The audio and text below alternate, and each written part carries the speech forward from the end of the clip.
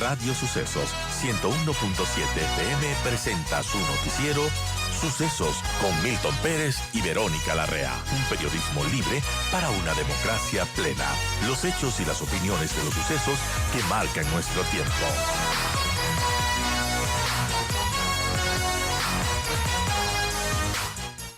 Bien, a esta hora yo tengo el gusto de saludar con don Alfonso Espinosa de los Monteros. No necesita más presentación, así que de una de las preguntas, don Alfonso, gracias por acompañarnos. Qué gusto. Estamos viviendo un momento decisivo en el que creo que la democracia y el patriotismo de los ecuatorianos debe primar para que el domingo las cosas se resuelvan con paz y esto genere una unidad y un futuro mejor para los ecuatorianos. Ya es hora de que tengamos días mejores. Así es, Milton, así es. Yo comparto plenamente ese criterio y tengo la confianza de que el pueblo sí va a actuar con responsabilidad. A veces se dice, no, que el pueblo no decide, no sabe, hasta tonto le dicen, pero no es verdad.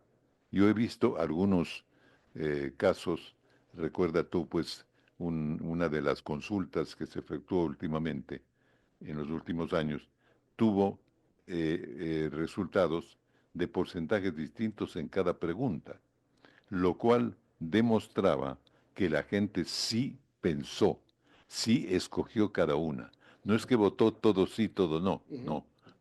Eso a mí me dio mucha ilusión saber eso que la gente está pensando y está participando en las acciones de gobierno y en las acciones del país. O sea, sí hay una preocupación. Y también se ve en la primera vuelta electoral hubo un ausentismo del 16.5, un porcentaje bajo al 23 promedio que existe, es decir, y en primeras vueltas además donde la gente más se ausenta porque cree que en la segunda es donde realmente se decide todo, obviamente así es, pero se notó cierta, in, cierto interés de la gente, no sé si alegría, pero con ir a votar.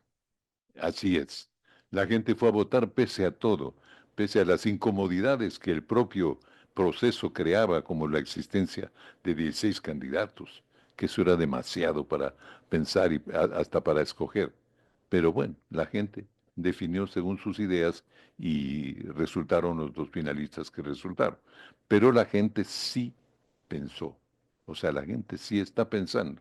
Entonces, ese es el factor confianza que yo quiero tener para que en esta elección escojamos bien.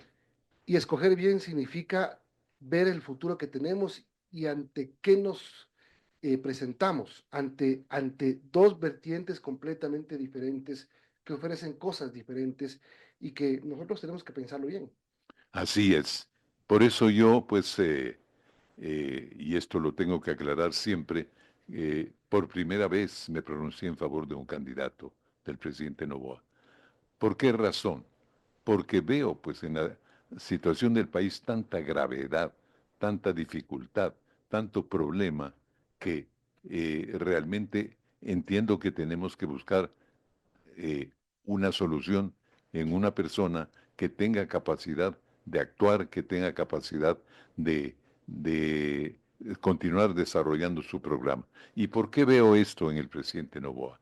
Porque el principal problema del país, querido Milton, es el narcotráfico.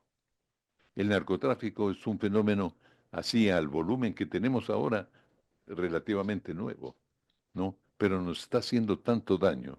Del narcotráfico se deriva la corrupción, la violencia, este miedo en que vivimos los ecuatorianos y la falta de honestidad en todos los procedimientos, que eso repercute en todas las acciones de gobierno también. Entonces yo digo, ¿quién de los dos finalistas tiene las mejores posibilidades para luchar contra este enemigo, que es un enemigo universal? Pues el presidente Noboa, primero porque ya empezó una gestión. Segundo, porque tiene concretadas las alianzas internacionales que el país necesita para esta tarea.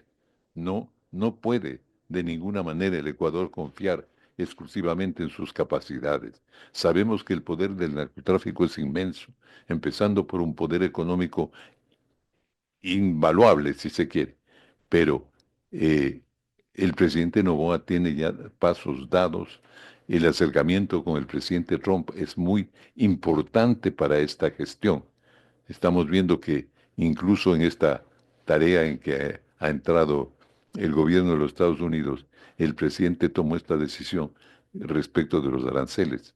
Le subió a todo y al Ecuador le mantuvo en 10%.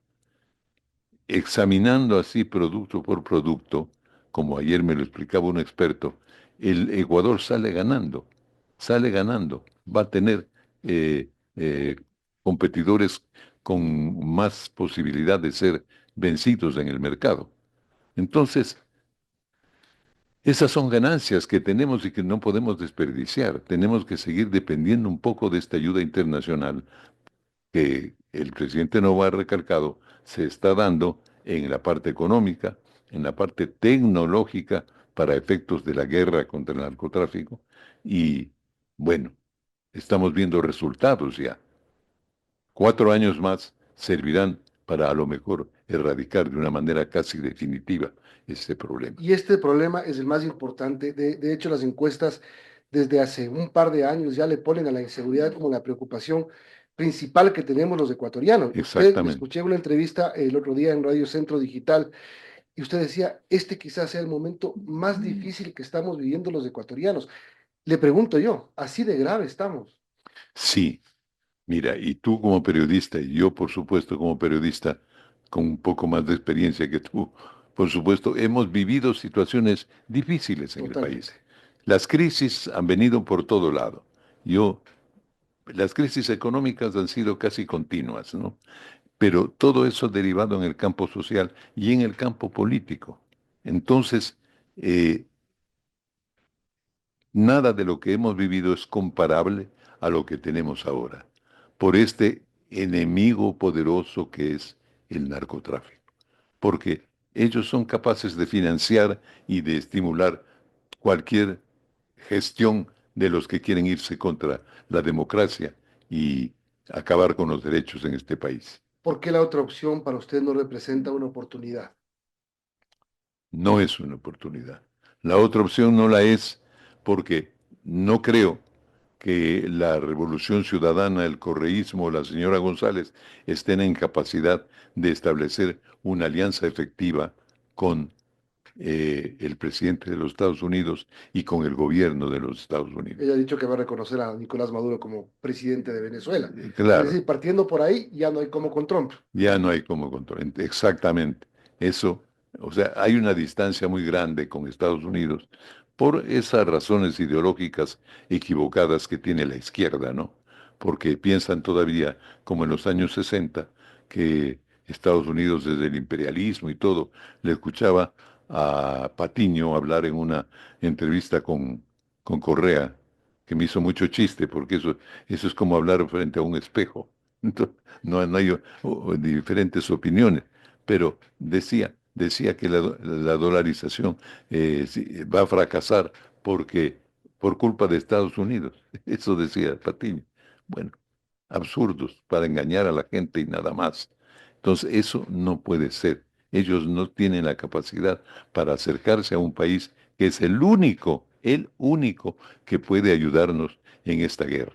Hace un par de días vi una cadena de televisión donde se ve todo el movimiento militar, incluyendo la presencia de los asesores internacionales, y me di cuenta, Milton, que realmente estamos en una guerra, en una movilización increíble. Soldados subían, bajaban de los aviones.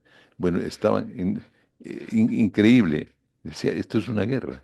Y sí es así. Digamos, y esto no se veía ni siquiera en las guerras que hemos tenido con el Perú, porque las movilizaciones que hacen los militares ahora son en las calles de las ciudades. Las guerras fueron en las fronteras. Así es, así es.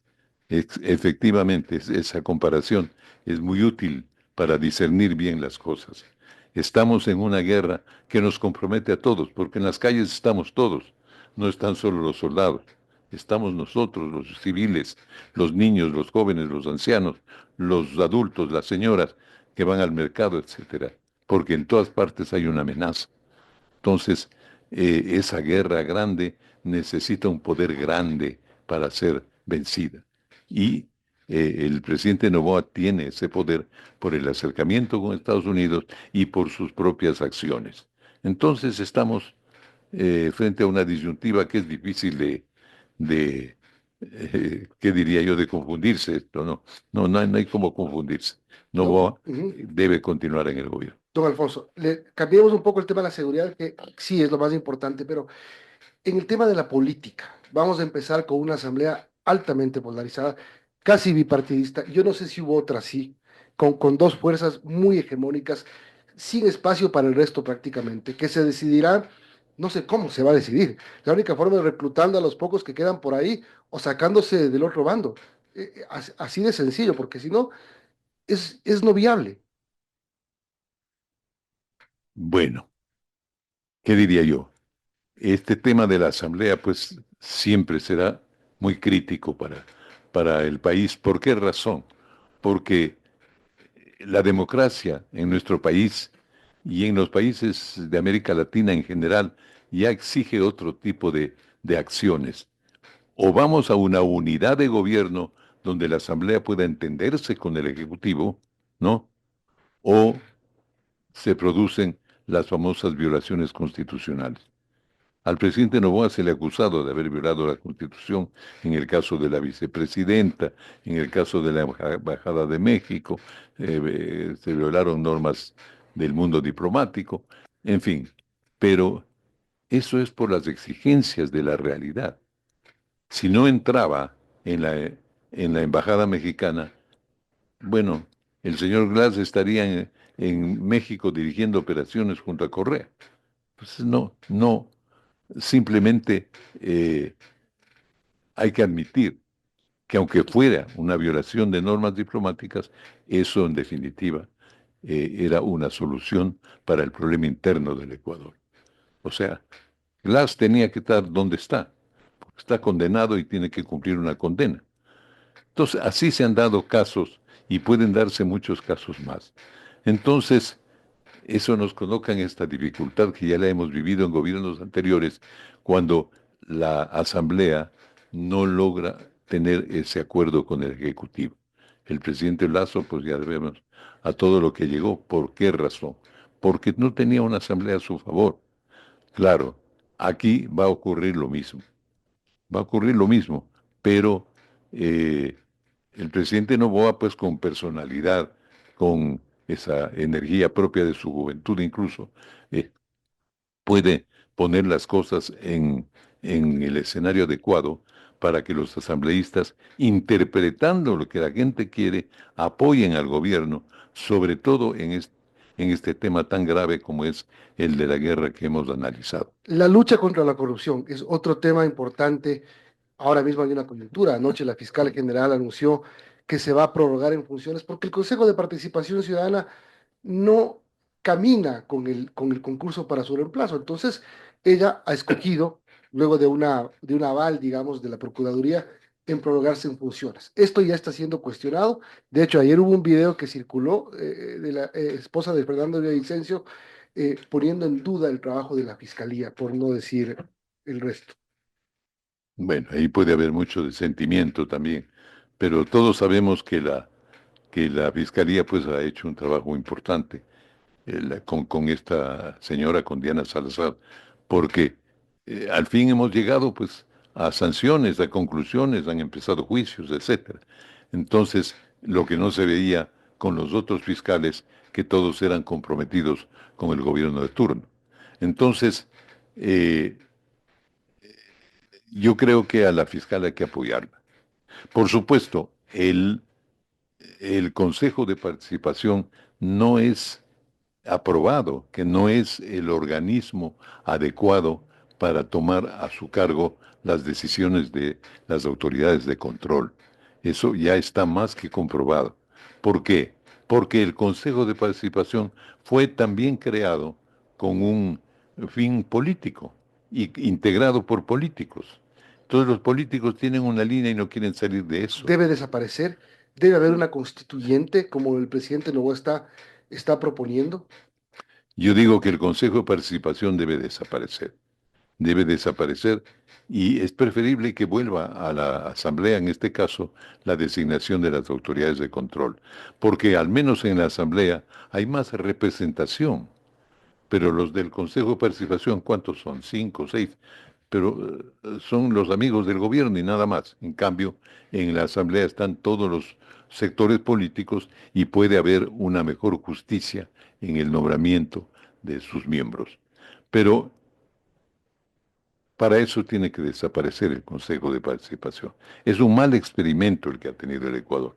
La idea en general no fue buena. Desde los años 70 se hablaba de crear una democracia participativa, ¿no? Pero en los hechos estamos viendo que no se da tal participación. Mira, yo siempre esperé de este Consejo de Participación que convocara a la participación de la gente en las decisiones.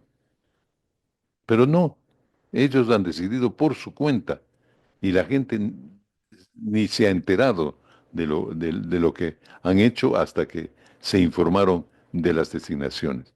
Entonces, simplemente es un mal experimento y no debe existir. Volver a la Asamblea esos nombramientos y esperemos que para la participación ciudadana el mismo gobierno, la misma Asamblea dicten leyes, hagan procedimientos a través de los cuales la gente pueda participar más en la política. Restaurar los partidos, mi querido Milton. Los partidos han desaparecido en el Ecuador y no puede haber una democracia sin partidos. Pero además, aquí hay una confusión. Le tomo lo que usted dijo, democracia participativa. Aquí se confunde con democracia participativa el hecho de que haya más candidatos. Y eso no es precisamente una democracia. Desde luego, porque democracia no es solo ir a las urnas. Exacto, o ser candidato. Exacto.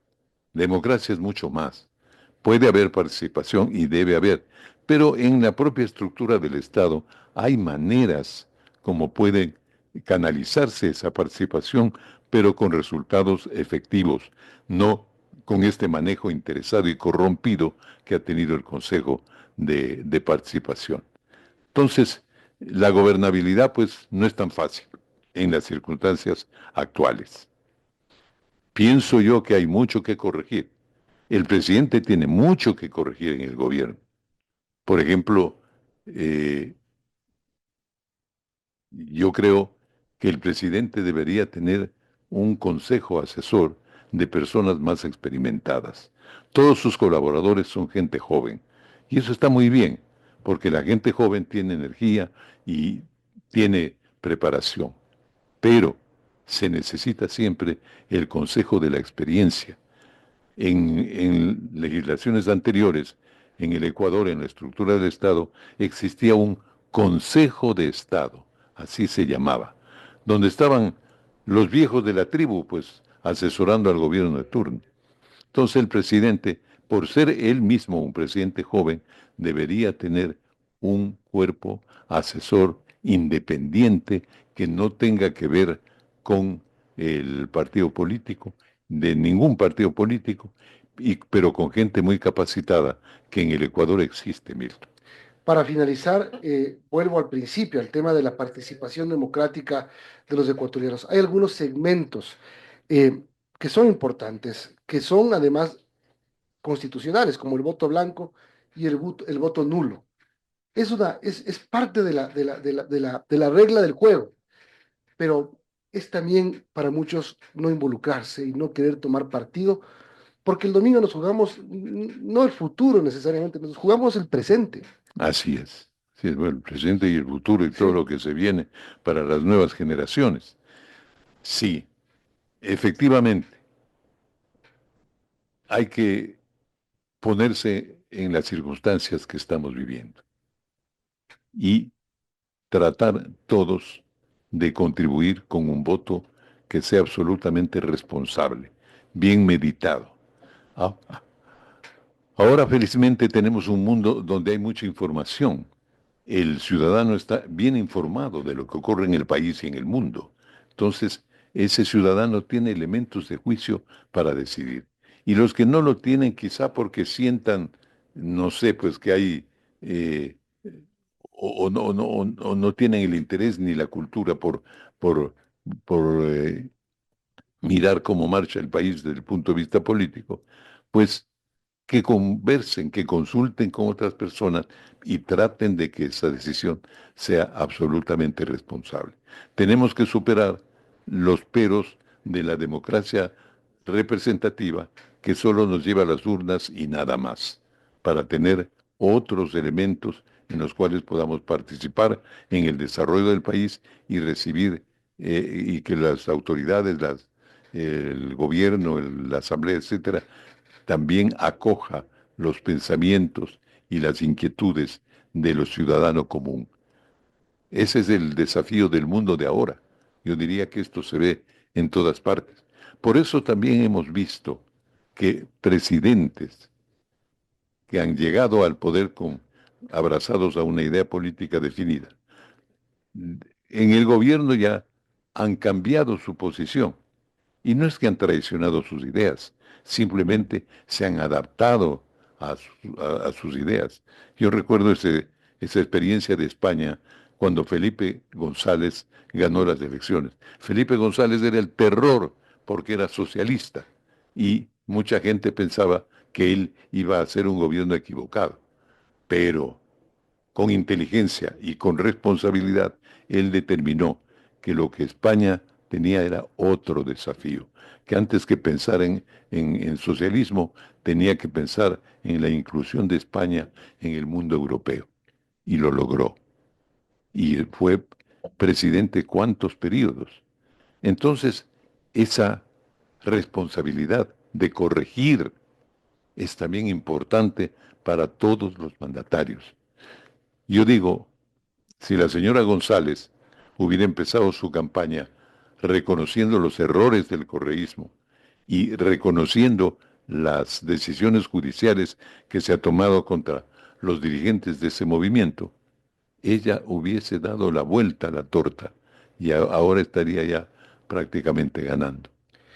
Y lo que, ajá, Hay que revisar, hay que corregir.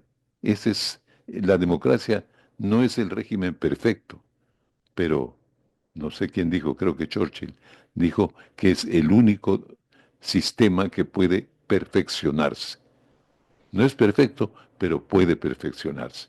Entonces, se requiere mucho de esto, de una honestidad política que genere esa responsabilidad para corregir los errores. y me viene a la mente lo que usted acaba de decir hace un momento, las futuras generaciones.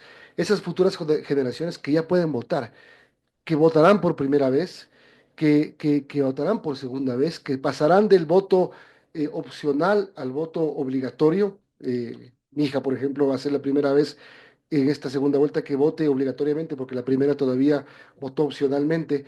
Eh, entonces, ¿qué decirles a los jóvenes? Que también tienen ilusiones y que también creen que el Ecuador tiene que tener una conducción idónea para que ellos tengan ese futuro.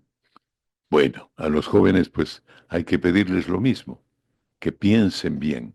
Nuestra juventud tiene mejor formación. Cuando yo veo cuántas universidades existen en el país y comparo que cuando yo quería estudiar la universidad había una sola carrera de periodismo en la Universidad Central. Central. Entonces, eh, me doy cuenta que ahora hay tantas opciones para la juventud.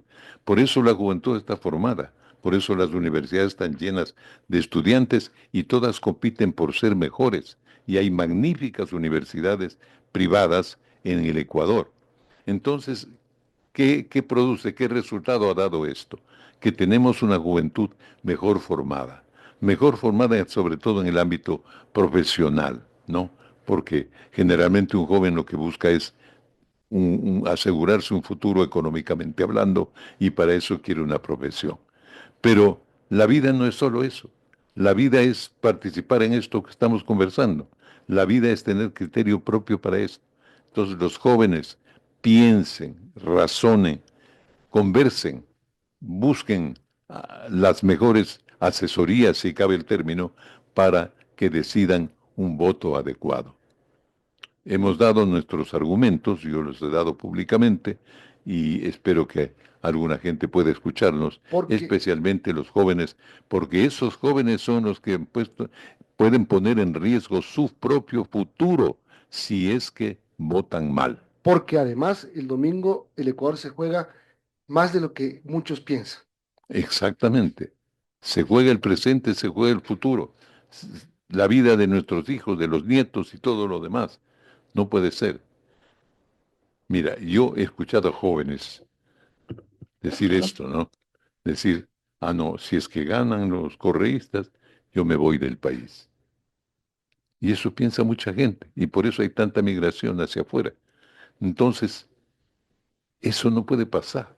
Eso no puede pasar. Tenemos que estar aquí para cuidar, defender y desarrollar nuestro país en una democracia verdadera, pero eficiente, efectiva, ¿no? Con todos los valores que ello implica. Entonces, eso depende de los votos que depositemos este domingo en las urnas, porque estamos en el momento coyuntural. O vamos hacia acá o vamos hacia acá. No. Entonces hay que escoger bien. El enemigo es también poderoso en ese sentido. Bien, muchísimas gracias. Don Alfonso, un gusto haber podido conversar con usted. Gracias por venir y bueno, son las 9:18, nos hemos pasado un montón. Primera vez que voy tan largo. Gracias, don Alfonso.